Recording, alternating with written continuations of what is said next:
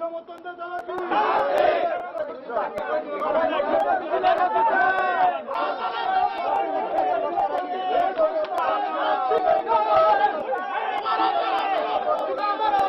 হয়তো সবাই চিনেন এই নাস্তিক কঙ্গাল ভারতের 5টা গোলাম।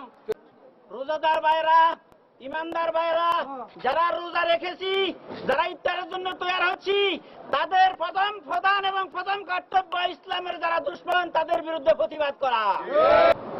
আমি দেখেছি আমাদের কনসাল জেনারেল তার পাশে বসা।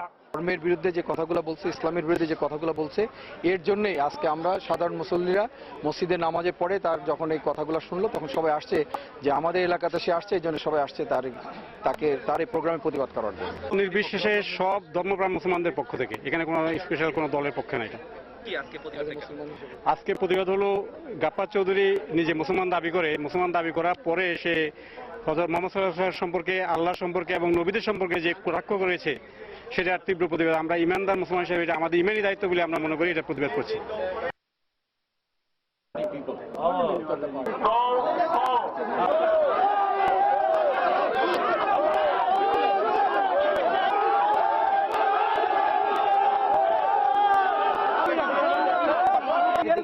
আওয়ামী পরিবারের থেকে আওয়ামী লীগ বা আওয়ামী লীগের আমাদের যারা অঙ্গ সংগ্রাম, আমরা কোনো সময় ধর্মের ব্যাপারে আমরা নিরপেক্ষ, আমরা কোনো ধর্মের আঘাত করুক তাকে আমরা সমর্থন করি না।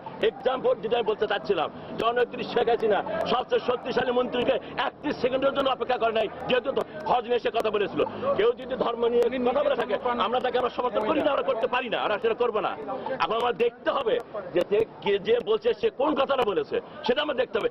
শ্রদ্ধেয় আব্দুল গফফার চৌধুরীর প্রোগ্রাম বাতিল করার পিছনে একটাই প্রমাণ হয় যে এই ইভেন বিদেশেও জামাতি এবং শিবির চক্র অত্যন্ত সক্রিয় এবং তাদের চাপ অত্যন্ত প্রকট।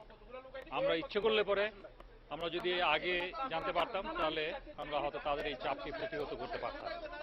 উনার সম্মান বাঁচাবার জন্য, উনি যাতে সামান্যতম ওনার সম্মানের কোনো ক্ষতি না হয় সেজন্যই কিন্তু আমরা ওখানকার প্রোগ্রামটা বাতিল করতে বাধ্য হয়েছি।